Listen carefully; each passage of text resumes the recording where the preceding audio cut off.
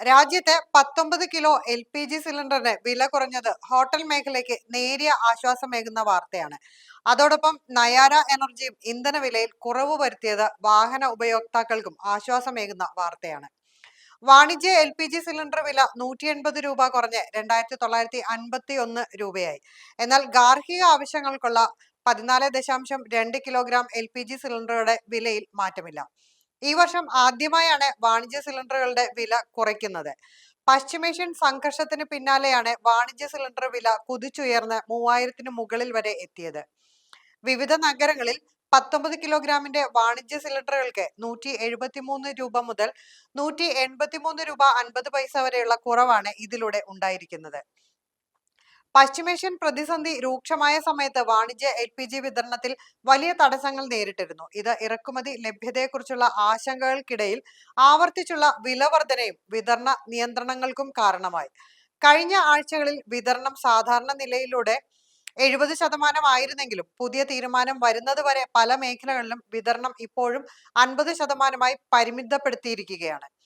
അസംസ്കൃത എണ്ണവില കുറഞ്ഞ പശ്ചാത്തലത്തിൽ നയാര എനർജി രാജ്യവ്യാപകമായി തങ്ങളുടെ റീറ്റെയിൽ ശൃംഖലയിൽ പെട്രോൾ വില ലിറ്ററിന് 5 രൂപയും ഡീസൽ വില ലിറ്ററിന് 3 രൂപയുമായി കുറച്ചിട്ടുണ്ട്.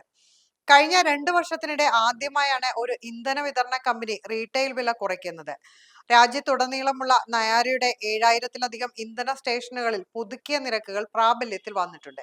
എങ്കിലും വാറ്റ് പോലുള്ള പ്രാദേശിക നികുതികൾക്ക് അനുസൃതമായി അന്തിമ റീറ്റെയിൽ വില ഓരോ സംസ്ഥാനത്തിനും വ്യത്യസ്തമായിരിക്കും.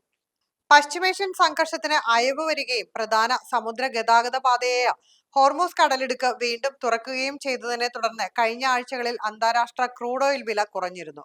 ഇത് ക്രൂഡ് ഓയിൽ, LNG എന്നിവയുടെ വിതരണം പുനഃസ്ഥാപിക്കാൻ സഹായിച്ചു. ഇതിന് പിന്നാലെയാണ് ഇന്ധനവില കുറയ്ക്കാനുള്ള കമ്പനിയുടെ ഈ തീരുമാനം.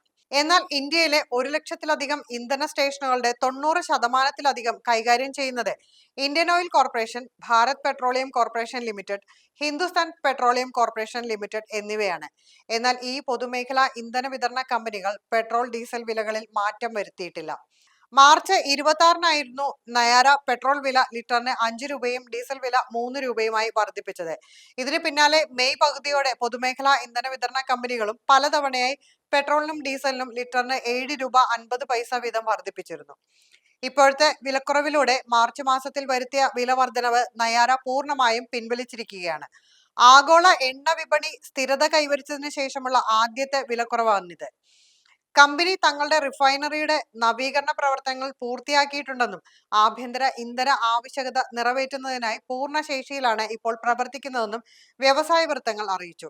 ഗുജറാത്തിലെ വാഡിനാറിൽ പ്രതിവർഷം 20 മില്യൺ ടൺ ശേഷിയുള്ള റിഫൈനറിയാണ് നയാര പ്രവർത്തിപ്പിക്കുന്നത്. പ്രതിസന്ധി ഘട്ടത്തിൽ ഇന്ധനശേഖരം നിലനിർത്തുന്നതിനായി റെസ്റ്റോറന്റുകൾ, ഹോട്ടലുകൾ, മറ്റ് സ്ഥാപനങ്ങൾ എന്നിവയ്ക്ക് ഏർപ്പെടുത്തിയിരുന്ന പ്രത്യേക നിയന്ത്രണങ്ങൾ അവസാനിപ്പിച്ചുകൊണ്ട് വാണിജ്യ LPG വിതരണം യുദ്ധത്തിനു മുൻപുള്ള അളവിലേക്ക് സർക്കാർ പുനഃസ്ഥാപിച്ചതിന് തൊട്ടു പിന്നാലെയാണ് ഈ വിലക്കുറവ് പ്രഖ്യാപിച്ചത്.